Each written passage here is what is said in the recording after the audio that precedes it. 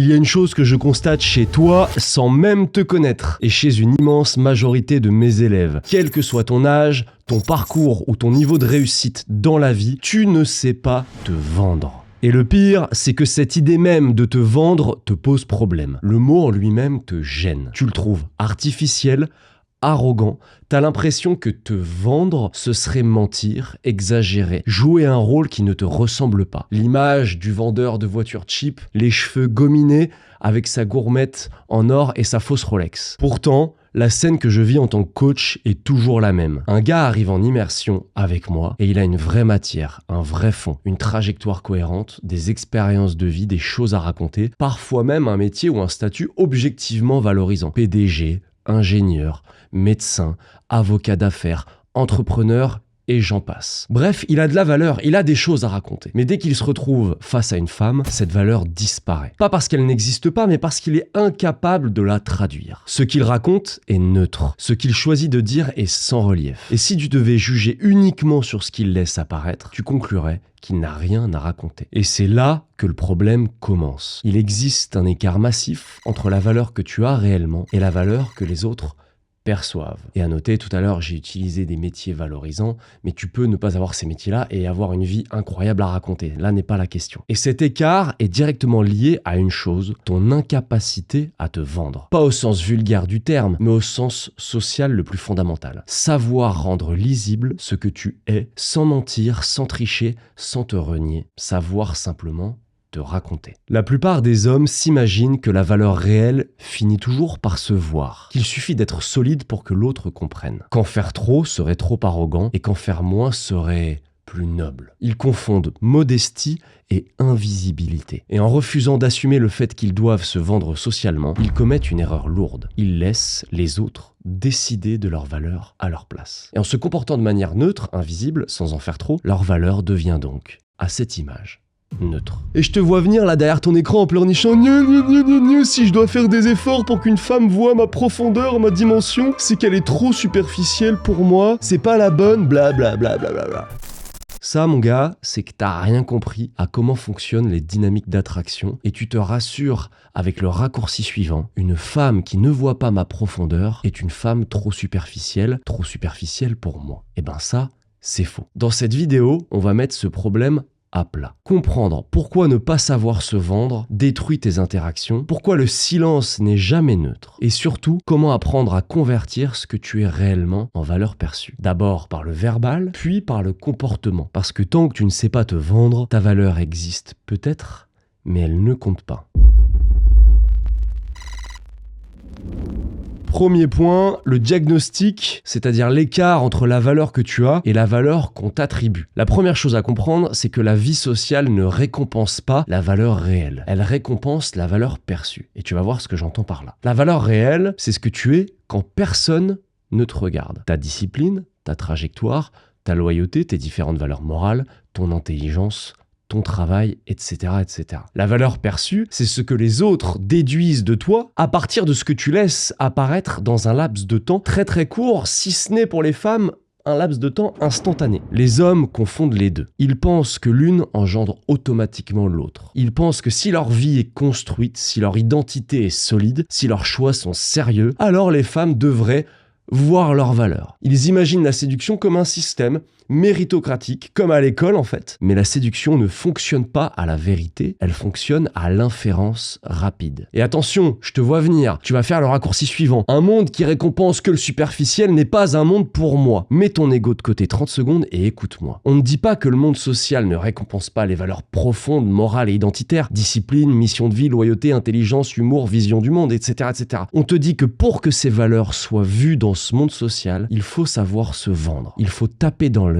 en quelques secondes. Prenons un exemple très simple. Un homme rentre dans une pièce pour un entretien. Très beau costume, propre sur lui. Il se tient droit, il parle clairement, distinctement. Il serre la main avec conviction. Tout ceci, tu seras d'accord pour dire que c'est de l'apparence. Pourtant, ça traduit une détermination forte, une discipline de vie. Le mec, il est affûté, il a un corps taillé. La conviction avec laquelle il serre la main, ça peut traduire le fait qu'il ait l'habitude de se confronter à des situations difficiles. Bref, Je me mets dans la tête du recruteur, je me dis, ce mec-là, il doit savoir régler des problèmes. C'est une bonne recrue pour l'entreprise. Alors oui, tout ceci peut s'avérer faux. Le mec peut jouer un rôle, mais il y a plus de chances que ce soit vrai que le mec qui rentre tout renfrogné, mal habillé et qui bégaye en disant bonjour. La vérité du monde social, c'est que ce que vous ne signalez pas n'existe pas. Quand un homme ne montre pas sa valeur, le monde ne lui accorde pas le bénéfice du doute. Il le classe comme standard. Non pas parce qu'il manque de valeur, mais parce qu'il est illisible. Personne n'a le temps de mener des enquêtes pour savoir si un homme discret cache une vie exceptionnelle. Le social ne donne pas la priorité au mérite, mais à la lisibilité. Ce point-là, je l'ai vu 1000 fois. J'ai vu des hommes fascinants se faire passer pour des hommes insignifiants uniquement parce qu'ils ne savent pas traduire ce qu'ils vivent en quelque chose qui peut être reçu. Je me suis souvent dit, si j'étais à la place de la fille, je trouverais ce mec inintéressant. Non pas parce qu'il l'est, mais parce qu'il se raconte comme quelqu'un d'inintéressant. Le profil type de mes élèves en mentoring est probablement le même que le tien. La trentaine, plus ou moins, intelligent, sportif, ingénieur, entrepreneur, a pas mal baroudé dans sa vie et pourtant ne sait pas raconter une histoire intéressante une demi-seconde. Tu pourrais te dire en m'écoutant, ouais mais je sais tout ça. Mais à quel point tu le sais? Si maintenant je te posais cette question, réfléchis bien. Est-ce que toi, tu te mets en valeur dans tes rencontres? Et je parle pas que des rencontres amoureuses. Comment est-ce que tu répondrais? Rien qu'entendre cette phrase gêne certains hommes. Ils se crispent, ils trouvent ça malaisant. Ils se disent « je déteste parler de moi, je ne veux pas me vendre, je ne veux pas me vanter ». Cette gêne n'est pas anodine. Elle signale un problème, c'est un symptôme. Il signifie ton incapacité à signaler aux autres ta valeur. Autrement dit, tu signales un manque de compétences sociales. Et ce blocage détruit des interactions entières. Car il faut comprendre une différence essentielle. Se mettre en valeur n'a rien à voir avec s'inventer une vie. Se mettre en valeur n'a rien à voir avec mentir. Se mettre en valeur n'a rien à voir avec se vanter. Un homme qui décrit sa vie de manière humble, neutre ou banale rend sa vie banale. Et une vie banale est socialement non désirable. Même si la vie en question, en profondeur, est tout sauf banale. Sois bien attentif, car c'est là que les choses deviennent contre-intuitives. Tu te dis sûrement que lorsqu'une femme ne voit pas ta valeur, elle est passée à côté de toi, elle rate l'occasion. Comme si l'erreur venait d'elle. Comme si elle n'avait pas su regarder. Mais ce n'est pas le cas. Ne pas se montrer, ça n'est pas neutre. Ne pas signaler, c'est signaler autre chose. Le silence est un signal. D'ailleurs, on va couper ton signal quelques secondes. Tu vas mettre un petit pouce bleu et tu vas t'abonner à cette chaîne parce qu'on est les seuls à te parler de ces sujets en profondeur et je sais que ça en aide plus d'un. D'ailleurs, on vous remercie pour ça. On vous remercie pour l'affection que vous nous témoignez. On continue. L'effacement est un signal. La neutralité est un signal. Et ces signaux ne disent jamais « il est humble », ce que toi tu penses. Au contraire, t'es perçu comme quelqu'un qui ne se considère pas digne d'être mis en lumière. Ou comme quelqu'un qui ne sait tout simplement pas jouer le jeu social, qui n'a pas compris les règles. Les femmes ne passent pas à côté, elles lisent ce qu'on leur donne à lire. Et d'ailleurs, elles ne se trompent pas. Ce qu'elles lisent est cohérent, même si ce n'est qu'une partie de la vérité. Un homme qui ne sait pas se mettre en valeur est un homme socialement enfantin. Et nous fonctionnons tous de la même manière. Toi le premier, ce n'est pas les femmes qui sont méchantes et superficielles. Imagine 30 secondes cette histoire. Un peintre de génie, un Picasso moderne, reconnu dans le monde entier, exposant ses toiles à New York, des œuvres qui se vendent habituellement des centaines de milliers de dollars, si ce n'est des millions. Sauf que ce jour-là, il décide d'aller dans la rue, incognito, et de vendre ses œuvres à 20 balles sur un stand de rue. Personne ne les achète, personne même ne s'arrête. Personne ne voit les génies. Non pas parce que les passants sont stupides, mais parce que ce qu'ils perçoivent est marchandise bas de gamme. Le prix n'est pas affiché, ou en tout cas le prix normal n'est pas affiché. Ça envoie un signal, le contexte est un signal. L'invisibilité est un signal. Et soit dit en passant, cette histoire que je viens de te raconter est une histoire vraie. C'est-à-dire que ce mec qui vend des toiles au MoMA à New York des millions de dollars s'est mis dans la rue et personne ne voulait les acheter. Même chose, si un homme te demande la route vêtu en guenille, regard au sol, voix incertaine, tu ne te dis pas « cet homme a peut-être été un jour star de cinéma ou prix Nobel ». Tu le classes, tu fais une inférence rapide, tu le places socialement. Nous faisons tous ça et nous le faisons instinctivement. Ce n'est pas de la méchanceté, c'est un mécanisme cognitif. C'est pour ça que le sujet est capital parce que comprendre la valeur perçue n'est pas un supplément cosmétique. C'est pas quelque chose en plus, c'est fondamental. C'est une compétence sociale centrale. Tant que tu ne maîtrises pas la conversion entre ce que tu es et ce que les autres perçoivent, tu seras désavantagé. Non pas parce que tu manques de valeur, mais parce que tu manques de lisibilité. Ton vrai problème n'est pas que tu rates tes interactions, ton vrai problème c'est que tu ne comprends pas pourquoi tu les rates. Tu reproduis les mêmes signaux, les mêmes comportements en espérant un résultat différent. Et même souvent, tu ne te rends pas compte que tu attribues l'échec à des causes qui sont secondaires, alors que ce qui te fait perdre des points se joue ailleurs. Tu n'appuies tout simplement pas sur les bons leviers. Les appels gratuits de 30 minutes que je propose servent précisément à ça. Analyser froidement ce que tu fais, ce que tu montres, ce que tu racontes réellement de toi dans une interaction. Sans un diagnostic lucide, personne n'a jamais progressé dans aucun domaine. Si tu veux arrêter de perdre sans comprendre, si tu veux arrêter de perdre ton temps, le lien est dans la description. On se retrouve tout de suite pour un appel. Dans la partie 2, on va voir comment rendre sa valeur lisible verbalement. La première manière de rendre sa valeur lisible, c'est le verbal. C'est souvent par là que tout commence. On rencontre quelqu'un, on échange, on raconte ce qu'on fait, ce qu'on aime, ce qu'on vit. Et c'est là que la plupart des interactions se désintègrent. Parce que tu abordes le verbal comme une fiche technique. Tu penses qu'il faut donner des informations, expliquer ton parcours, détailler ton métier, détailler un CV, citer tes projets, montrer ce que tu as fait et que tu as fait des choses. Mais le verbal n'est jamais évalué comme un dossier, il est évalué comme un film. La question n'est donc pas, en tout cas la fille ne va pas se dire ça, elle va pas se dire qu'est-ce qu'il a fait, mais elle va se dire qu'est-ce que j'ai visualisé en l'écoutant. Si tu ne produis ni image mentale, ni émotion, quand tu racontes quelque chose, tu ne produis tout simplement rien. Une femme va préférer 1000 fois une bonne histoire qu'un CV, aussi brillant soit-il, de 100 lignes. Par exemple, entre un homme qui dit son CV pour se vendre. Ouais, moi je suis allé à Harvard, j'ai créé Facebook, j'ai investi 200 milliards dans ma société, j'ai voyagé dans le monde entier, j'ai rencontré les plus grands de ce monde. Entre ça et ce que je vais te décrire maintenant, tu vas voir ce qu'elle va préférer. Elle va préférer une seule bonne histoire. Ouais, j'étais dans ma chambre un jour à la fac de Harvard, en caleçon chaussettes. J'étais avec ma prof de maths dans mon lit trop petit. Et tout d'un coup, il y a quelqu'un qui frappe à la porte. Un mec vient. Il voulait m'acheter un site que je venais de créer il y a quelques semaines. Il m'en proposait de quoi faire vivre un pays entier. Je pensais que c'était une blague au début. J'ai répondu à la tête dans le cul que je préférais le laisser gratuit et j'ai claqué la porte. J'ai su plus tard que c'était Bill Gates. Bref, en gros, voilà comment j'ai créé Facebook. Au début, on a le même mec qui raconte son CV, quand bien même c'est un CV exceptionnel qui représente le 0,00001% des gens. Au début, à la fin, on a ce même mec qui nous raconte juste une histoire et qui transmet d'une manière beaucoup plus puissante l'intégralité de ce CV. La première règle est donc la suivante. Une vie ne devient intéressante que par le prisme qu'on choisit pour la raconter. Deux personnes peuvent raconter la même situation et produire un impact totalement différent. L'une dira « j'ai géré un problème au travail ». L'autre dira « on avait un client qui faisait peser un trimestre complet sur une livraison. J'ai dû trouver une solution. En 24 heures, j'en ai pas dormi de la nuit ». La première parle de concept, la seconde parle en scène. Et d'ailleurs, mon image sur Mark Zuckerberg, la métaphore que j'utilisais, elle est pas si anodine que ça, parce que je te garantis que quand bien même toi, tu as un métier beaucoup plus simple, entre guillemets, tu vas toujours chercher à te vendre comme un CV. Ouais, je fais ça, je suis ingénieur en informatique, je crée des logiciels, machin.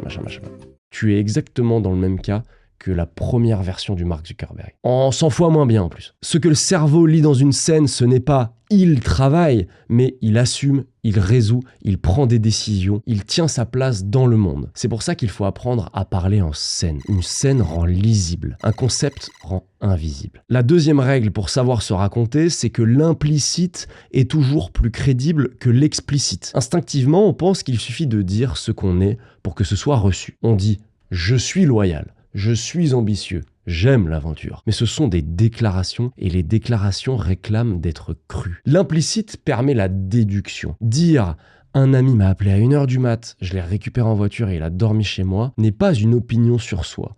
C'est une preuve de loyauté. Le signal est mieux perçu que de dire « je suis loyal ». Dire « j'ai changé de pays 2 fois parce que je voulais progresser plus vite » n'est pas une revendication d'ambition. C'est un signal de cette ambition. Le langage de la séduction n'est pas la revendication, mais la déduction. Et ce que l'autre déduit de lui-même vaut 10 fois plus que ce que tu revendiques. Troisième règle, le verbal ne doit pas tout donner, il doit ouvrir. Si tu racontes entièrement ce que tu vis, ce que tu fais, ce que tu as traversé, tu satisfais sans impliquer l'autre. Tu informes, mais tu ne fais pas jouer. Comme le chat avec la pelote de laine. L'être humain ne désire pas ce qui est donné, il désire ce qu'il doit reconstituer. C'est là que les open loops entrent en jeu. C'est le fait de laisser un vide volontaire dans ce que vous dites. Une petite brèche dans laquelle l'autre peut entrer. La Géorgie m'a retenu 2 semaines, c'était irréel, je sais pas si je peux te raconter. N'est pas une anecdote. c'est un crochet. Et derrière, si elle demande « Ah, mais dis-moi, qu'est-ce qui s'est passé ?» Là, elle investit. Elle met de l'énergie, elle pose une question, elle devient actrice de l'interaction. Et dans la séduction, l'énergie que l'autre met est un indicateur bien plus fiable que l'énergie que tu mets toi-même. Mais surtout, l'open loop crée une dynamique très intéressante. Au lieu que ce soit toi qui te mette en avant, c'est elle qui te demande de le faire et qui demande des informations. Ce n'est plus toi qui explique pourquoi ta vie est intéressante, c'est elle qui vient chercher le morceau de gras à bouffer. Et ça change tout. Une information qu'on donne soi-même ressemble à un argument, une justification. Une information qu'on nous demande ressemble à une confession. Quand elle pose une question, elle investit de l'attention. Et quand quelqu'un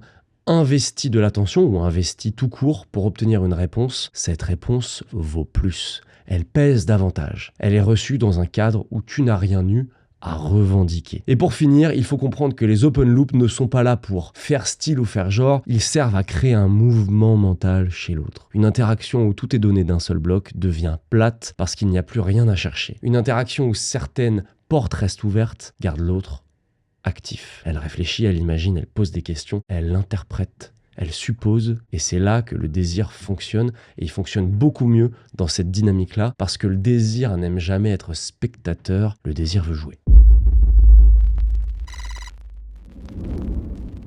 Dans cette troisième partie, le comportement permet de lire la valeur. On va voir ton langage non verbal à avoir pour bien savoir te raconter. Car si le verbal permet de générer dans la tête de la fille des images valorisantes, ton comportement les lui fait vivre. Le comportement est le seul langage qui convertit réellement la valeur interne en valeur perçue. Tu peux raconter une vie riche, seul le comportement la rend crédible. On a tous en tête l'image de Spot au lycée qui raconte une vie trépidante et au fait c'est un gros mytho parce que le mec il est là quand il raconte son histoire, il est pas serein, il bégaye. Tu peux énumérer des accomplissements, seul le comportement révèle la structure qui a permis ces accomplissements. Pour une femme, la valeur n'est pas ce que l'homme dit de lui-même, mais ce qu'elle peut inférer de la manière dont il agit. Encore une fois, l'erreur fréquente, c'est de croire que la valeur réelle finit par se voir. Non, une valeur qui ne se traduit pas en signaux visibles n'existe pas socialement. Et le comportement est la forme de signification la plus directe que tu possèdes. C'est lui qui convertit ce que tu es quand personne ne regarde. Directivité,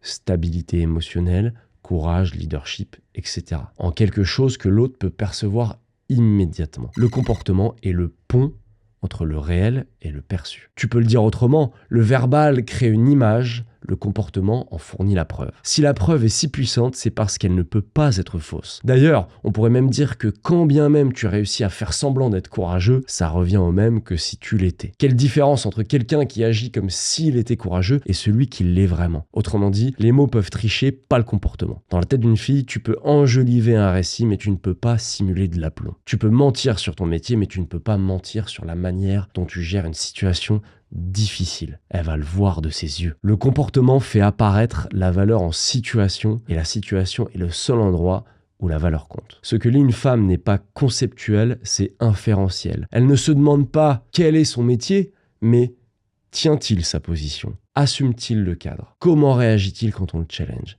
Dirige-t-il? Choisit-il? Ce ne sont pas des mots, ce sont des signaux. Et ces signaux permettent de déduire des traits beaucoup plus profonds que ce que l'homme croit montrer. Des traits de direction, de solidité, de leadership, de cadre. Le comportement produit de la valeur perçue parce qu'il permet de lire la valeur réelle sans qu'il soit nécessaire d'y croire sur parole. Concrètement, comment une valeur réelle devient-elle perceptible? Par 4 axes principaux qu'on va voir tout de suite. Premier axe, la direction. Prendre en main l'interaction. Le désir suit le mouvement. Lorsque tu prends la responsabilité de l'environnement, tu traduis de la valeur. Dire à une fille que tu viens de rencontrer, « Eh viens, on va sur la terrasse, il fait meilleur », n'est pas anodin. C'est un acte de leadership. Et cet acte raconte beaucoup. Il dit que tu ne subis pas le monde, tu le structures. Il dit que tu assumes une position. Inversement, tu veux qu'on reste ici ou qu'on aille là-bas? À cette même fille que tu viens de rencontrer en terrasse, c'est pas seulement maladroit, c'est un renvoi de pouvoir. Tu lui donnes la balle, tu donnes le leadership à l'autre. Et offrir le leadership, c'est un signal. C'est un signal de soumission, le comportement que ont les autres généralement à ton égard. On me pose très souvent la question, comment est-ce que tu abordes une fille quand elle est avec une copine? Tu préfères généralement quand elle est seule, parce que tu as l'impression que c'est plus facile. Si tu penses comme ça démontre que tu ne comprends rien à la manière dont une femme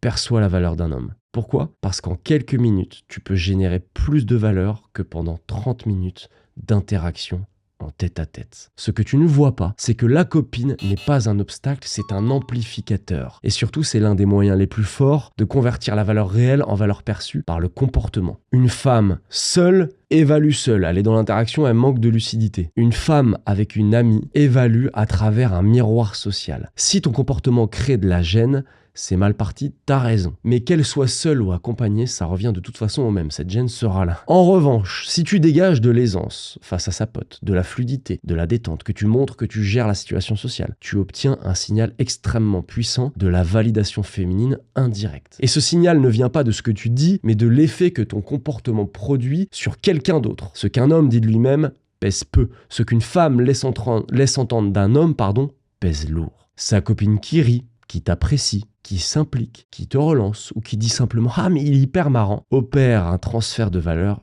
immédiat. Cette valeur est crédible parce qu'elle n'est pas déclarée, elle est observée. La fille qui te plaît le perçoit instantanément. La validation d'une autre femme est l'un des rares signaux de valeur qui ne suscite presque aucune méfiance parce qu'une lecture a déjà été faite. Et cette lecture ne porte pas sur ce que tu prétends être, mais sur ce que tu incarnes dans l'interaction. Tu ne peux pas mentir puisque cette lecture n'est pas faite par toi. Et d'ailleurs, ce mécanisme dépasse largement le cadre de l'approche en duo. C'est exactement la même chose quand une femme te voit parler à une autre femme qui semble attirée par toi, qui sourit. Si elle te voit rire avec elle, si elle voit qu'elle est réceptive, elle perçoit une complicité et une tension. Elle n'a même pas besoin de te parler pour commencer à te lire différemment. Tu es d'une certaine manière validé par une autre femme, validé par ses pairs. Le comportement de l'autre femme agit comme une recommandation silencieuse. Tu ne dis rien, tu ne te présentes pas, tu ne te valorises pas, le comportement parle pour toi. C'est pour ça que les hommes qui interagissent naturellement avec plusieurs femmes gagnent en valeur perçue sans rien changer à leur discours. Ils ne montrent pas qu'ils ont de la valeur, ils laissent les autres le montrer à leur place et ce signal-là est infiniment plus puissant que n'importe quelle phrase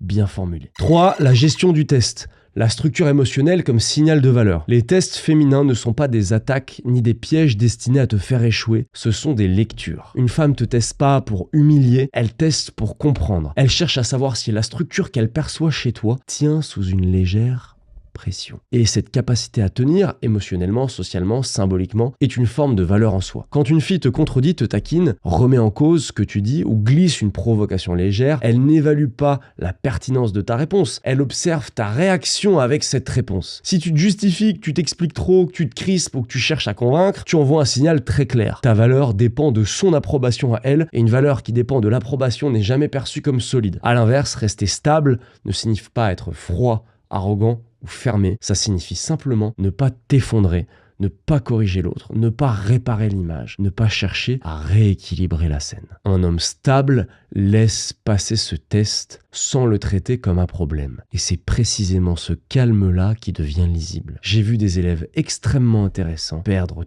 toute attraction à cause de ce point unique. Ils avaient une bonne vibe, de l'intelligence, de l'humour, mais au premier test, ils entraient en mode défense, justification. Ils pensaient devoir prouver, alors que le seul enjeu était de montrer qu'ils tenaient debout sans effort. Le 4e point, c'est le rapport à la perte. La valeur se lie dans ce que tu es prêt à perdre. Il y a un signal de valeur que presque aucun homme ne comprend et qui pourtant est lu immédiatement. Ton rapport à la perte. Pas de la perte spectaculaire, pas le rejet dramatique, mais la micro-perte sociale, quotidienne, banale, microscopique dans chaque interaction. La capacité à perdre quelque chose sans tenter de le récupérer à tout prix. Dans une interaction, beaucoup d'hommes cherchent inconsciemment à ne rien perdre. Ne pas perdre la conversation, ne pas perdre l'attention. Attends, reste là 5 minutes. Ne pas perdre l'image, ne pas perdre l'opportunité. Et c'est précisément cette peur de perdre qui dévalue tout le reste. Parce qu'elle dit une chose très simple. Ce que tu es en train de vivre est rare pour toi. Et une valeur qui dépend de la rareté perçue côté homme devient immédiatement fragile. Un homme de valeur réelle n'est pas celui qui gagne toujours, c'est celui